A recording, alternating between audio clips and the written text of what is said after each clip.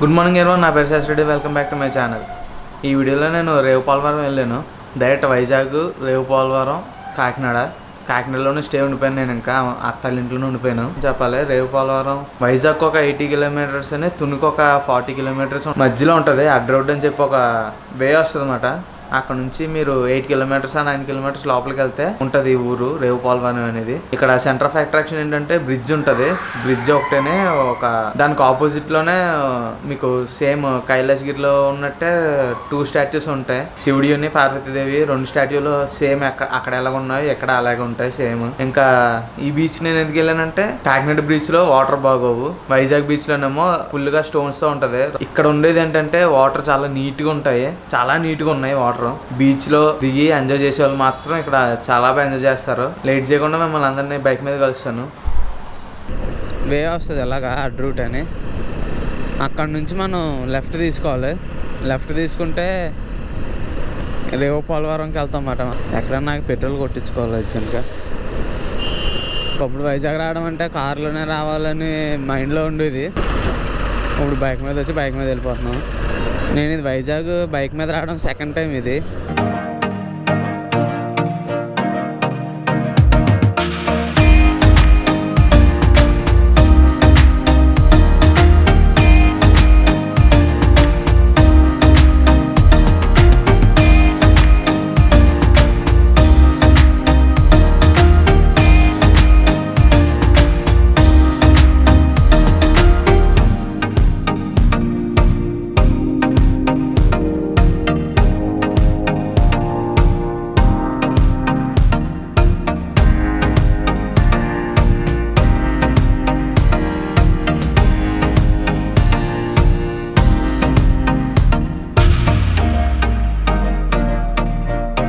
Food కూడా తినేసాము. Time 1:30 అంత అయి ఉంటుంది నాకు తెలిసి. అయితే ఇంకా డైరెక్ట్గా రేవుపోలవరంకి వెళ్ళిపోతాము. అక్కడ నుంచి డైరెక్ట్గా ఇంకా బీచ్ రోడ్ ఉంటే బీచ్ రోడ్ అంటే వెళ్తాము, లేకపోతే ఇంకా మళ్ళీ రిటర్న్ వచ్చి హైవే ఎక్కేస్తాం. ఇదిగోండి హెరిటేజ్. బీచ్ రోడ్ అంటే వెళ్ళగలితే వెళ్తాము, లేకపోతే ఇంకా డైరెక్ట్గా హైవే మీదకి వచ్చి హైవే మీద వెళ్ళిపోతాం. అన్నవరం బయట ఆగుతాము. మేము తిన్నది మహారాజా చికెన్ ఒకటే, తర్వాత తండూరి రోటీలు 2, బటర్ నాన్లు 2 తీసుకున్నాం అంతే. టేస్ట్ అయితే బాగానే ఉంది. అయ్యే బోన్లెస్ పీసెస్ అయితే ఇంకా బాగుండు.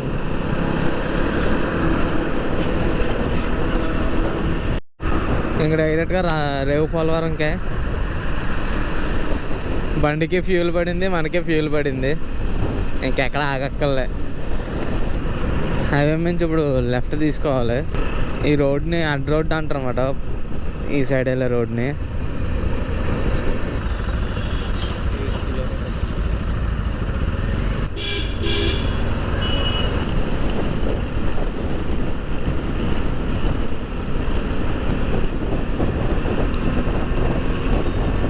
రోడ్ అయితే బాగానే ఉంది, మరి ముందు ఎలాగుంటుందో తెలియదు ఇంకానే.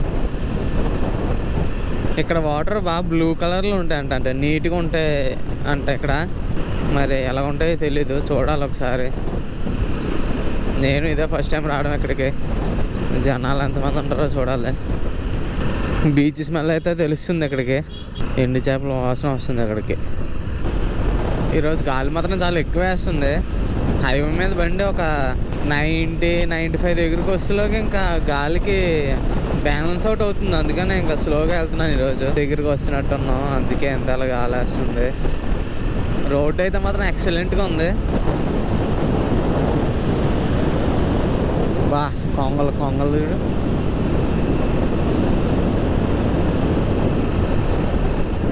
ఇక్కడ నుంచి రైట్ తీసుకోవాలి. ఈ గుడే మీకు ఆను అలా గుడే. ఇక్కడ నుంచి రైట్ తీసుకోవాలి గుడి కనిపించిన చోట. చాలామందికి తెలియదు ఇది, నేనే ఫస్ట్ టైం వస్తున్నాను.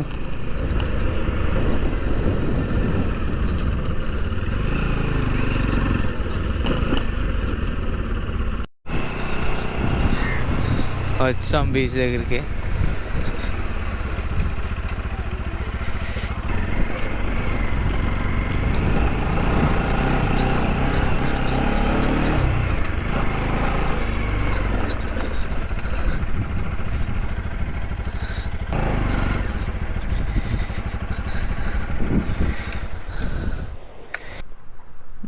రేవుపాలవరం బీచ్ ఇదే. అదిగోండి అదే బ్రిడ్జ్, అక్కడే షూటింగ్ జరిగింది. బీచ్ అయితే చాలా నీట్గా ఉంది, జనాలు కూడా పెద్ద లేరు. సేమ్ కైలాసగిరిలో ఉన్నట్టు ఉంటాయని చెప్పాను కదా, అయ్యాయి 2 స్టాట్యూస్ అని.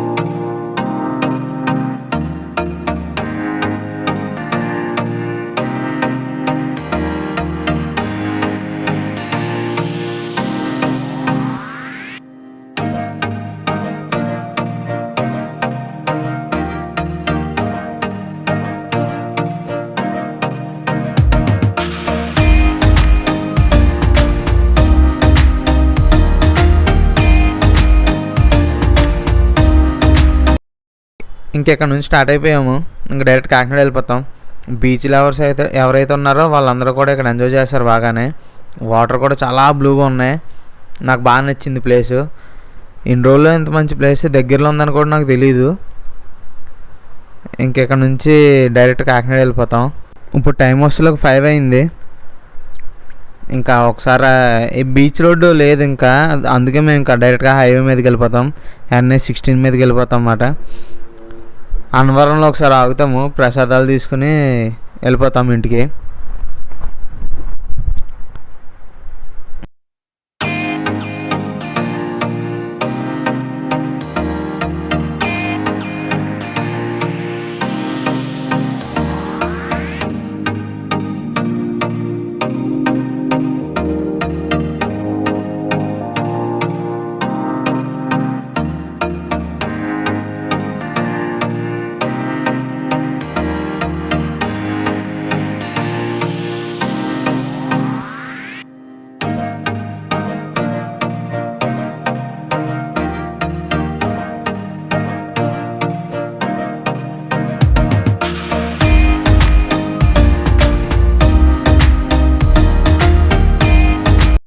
ఇంకా NH16 మీద కూడా వచ్చాము. ఇంకా డైరెక్ట్ కాకినాడే, ఇంకెక్కడ ఆగక్కర్లేదు.